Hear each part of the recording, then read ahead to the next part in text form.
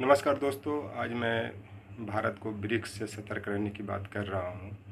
उसका कारण है कि जो ब्रिक्स का गठन किया गया था, जो ब्रिटिश अर्थशास्त्री जिम ओ'नील ने इसका कॉन्सेप्ट 2001 में दिया था, जिसमें ब्राज़ील, रसिया, इंडिया और चाइना की बात की गई थी। क्योंकि ये जो 4 देश है, वो विश्व के 40% जनसंख्या का प्रतिनिधित्व करता है और लगभग 50 से 60% इकोनॉमी का भी ये डिसाइड करता है। तो उसका ये उद्देश्य नहीं था कि आगे चल कर के ये जो भारत चीन के बीच विवाद हो जाएगा, अमेरिका रूस के बीच के विवाद हो जाएगा।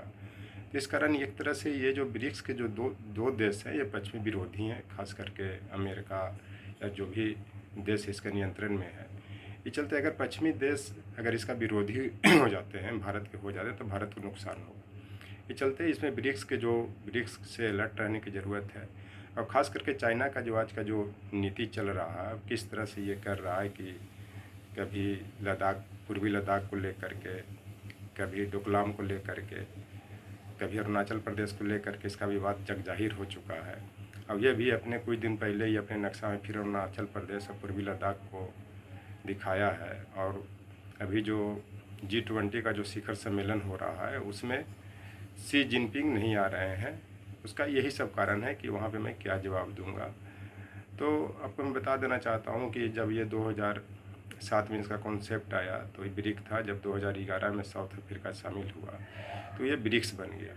तो साउथ अफ्रीका को लाने का मतलब था कि जो भी अफ्रीका के कंट्री हैं या लैटिन अमेरिका के जो देश हैं, वो सबको मजबूती मिलेगी। चूँकि साउथ अफ्रीका में दक्षिण अफ्रीका सबसे मजबूत है। एशिया में मान लिया जाए कि भारत, चीन है और यूरोप में रूस भी है। हालांकि रूस का कुछ पार्ट्स एशिया में भी है, इसी कारण से यूरोसिया भी कहा जाता है। तो इसका ये उद्देश्य नहीं था। दूसरी चीज़ की ब्रिक्स में शामिल होने के बाद जिस जैसे भारत विश्व के जो संगठन बनाए गए शामिल हुए हैं, उसके बाद ये अपने जो नाम, जो नए अलाइनमेंट मूवमेंट जिसका गठन जवाहरलाल नेहरू के पहल पे बांडुक सम्मेलन में 1961 में हुआ था, उसका भी उपेक्षा हो रहा। खास करके मोदी जी ने 2014 के बाद उपेक्षा करना शुरू कर दिया। जबकि नाम के जो देश थे, उससे भारत को ताकत मिलती थी, शक्ति मिलती थी। क्योंकि शीत युद्ध के काल में भारत के नेतृत्व में और मिस्र और इंडोनेशिया के जो राष्ट्राध्यक्ष थे, ये सब मिल करके इसका गठन किया था,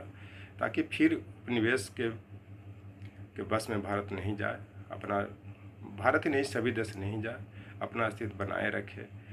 क्योंकि शीत युद्ध के दौर में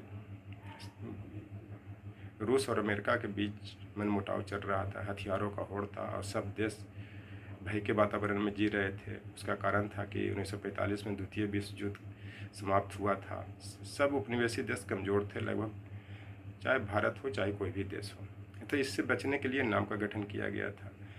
उसके बाद जो 1985 में फिर सार्क का गठन किया जाता, south Asia association regional cooperation, जो काठमांडू में गठन होता है, उसका भी भारत उपेक्षा की दृष्टि से देख रहा है, सिर्फ पाकिस्तान का बहाना बना करके। अगर जब तक आप पड़ोसी को मजबूत नहीं करेंगे, तो आपका दूर का भी दोस्त मजबूत नहीं हो सकता। इस चलते गुजराल जी का भी कहना था कि मित्र बदल सकते हैं लेकिन पड़ोसी नहीं बदल सकते हैं। तो मैं यह सुझाव देना चाहता हूँ कि आप जो जितने दूर में, मान लीजिए ब्रिक्स में जो भी दूर के कंट्री हैं, चाहे चाइना हो, रसिया हो, ब्राज़ील हो, चाहे साउथ अफ्रीका हो, उससे पहले आप सार्क पर फोकस करें। क्योंकि सार्क के जो भी देश हैं, भारत की उपेक्षा के कारण चाइना इस सब देश में लगभग प्रवेश कर चुका है। चाहे नेपाल हो, चाहे बांग्लादेश हो, पाकिस्तान में तो है ही हो। चूँकि पाकिस्तान के सहयोग से पीओके में वो सीपेक का भी निर्माण कर रहा है, किसी से छिपा हुआ नहीं है। इस चलते बेटा वह होता है जो अपने बाप के विरासत को बढ़ाता है। बाप के दौलत को अगर 1 रुपया का दौलत है तो 1.25 रुपया कर दे। अगर 1.25 रुपया नहीं कर सकता है, तो जितना 1 रुपया है, 1 रुपया बना रहने दे। अगर जो बेटा अपने बाप को विरासत को या देश के विरासत को बर्बाद करता है, वो बेटा नालायक होता है, आवारा होता है। इसमें किसी को कोई दो मत नहीं होना चाहिए। मैं नहीं कह रहा हूँ, ये हमारे पूर्वज का कहा हुआ है, ये सही चीज़ है। तो जिस तरह से यहाँ पे विरासत का मतलब है कि जो भारत के पूर्व प्रधानमंत्री स्वर्गीय जवाहरलाल नेहरू ने जिस चीज़ का गठन किया भारत का अस्तित्व बचाने के लिए, वही चीज़ आज बर्बाद हो रहा है। उसी कारण चाइना को मन भी बढ़ते रहा। क्योंकि जब तक भारत ने नाम संगठन में शामिल था, मैंने पूरी तरह से उसकी अध्यक्षता करता था, उसके सम्मेलन में शामिल होता था, जब तक चाइना को मजाल नहीं था कि अक्साई चीन के अलावा अरुणाचल प्रदेश, पूर्वी लद्दाख, डोकलाम पर वो नज़र उठा सके। चूँकि अक्साई चीन लगभग उसके कब्जे में है, कारण कि बहुत सा पार्ट्स उसका पाकिस्तान ने उसको दे दिया है। चूँकि पहले भी बताया जा चुका है कि लोग बोलते हैं कि भारत ने दे दिया, भारत ने दे दिया। ऐसा कुछ नहीं है। कुछ भूमि 62 के युद्ध में वो कब्जा किया था, लेकिन ज़्यादातर जो हिस्सा अक्साई चीन का वो पाकिस्तान का दिया हुआ है। तो इस चलते इसमें संदेह नहीं होनी चाहिए। दूसरी चीज़ की 2014 के बाद जो मोदी जी ने इसका उपेक्षा करना शुरू किया, नाम का या सार्क का या और जो भी जो भारत के नेतृत्व में जो भी संगठन बने थे, उसके कारण भी चाइना का मन बढ़ते जा रहा है और भारत की स्थिति कमज़ोर होने का यही सब कारण है। क्योंकि जो चाइना का जो विवाद है चीन सागर में, जापान से लेकर के फिलीपींस, वियतनाम सबसे है। अब इसके कारण ही ये अमेरिका ने G4 का गठन किया, अमेरिका ने I2U2 का गठन किया, उसके बाद क्वाड का गठन किया गया। चूँकि चारों महासागर से देश हैं, क्वाड में मान लिया जाए कि आपको ऑस्ट्रेलिया है, भारत है, अमेरिका है, जापान है, ताकि चीन को बैलेंस किया जाए। अगर ब्रिक्स में अगर इन देश चीन को अगर महत्व दिया जाएगा तो कहीं ना कहीं ये सब देश भारत को संदेह का नज़रिए से देखेंगे।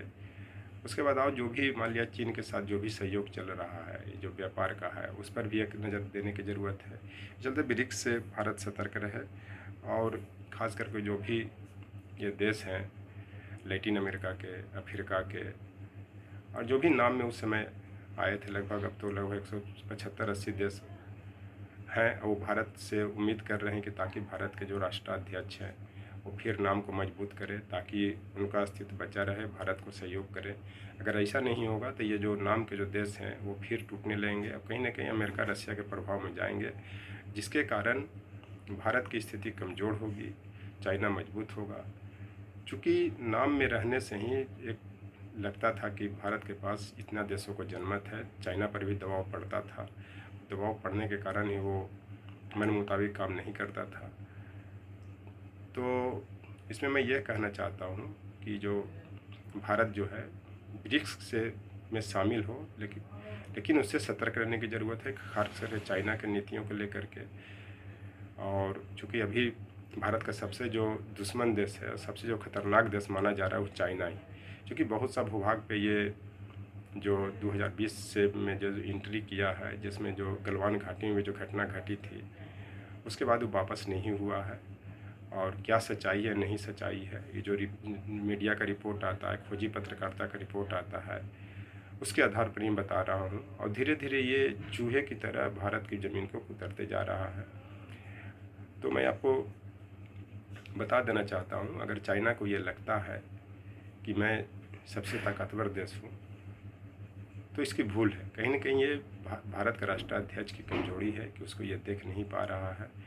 तो चलते इसको मजबूत करने की ज़रूरत है। भारत की स्थिति मजबूत तभी होगी जो विश्व के स्तर पर जो भी लैटिन अमेरिका देश है, अफ्रीका के देश है, एशिया के देश है, उसको मजबूत करे। और चाइना से डरने की ज़रूरत नहीं है। शी जिनपिंग कुछ नहीं है, वो एक गिदड़ भपकी देते रहता है, सब देश के साथ ऐसा ही करते आया है और कहीं न कहीं उसको सब देशों ने डिफीट किया है।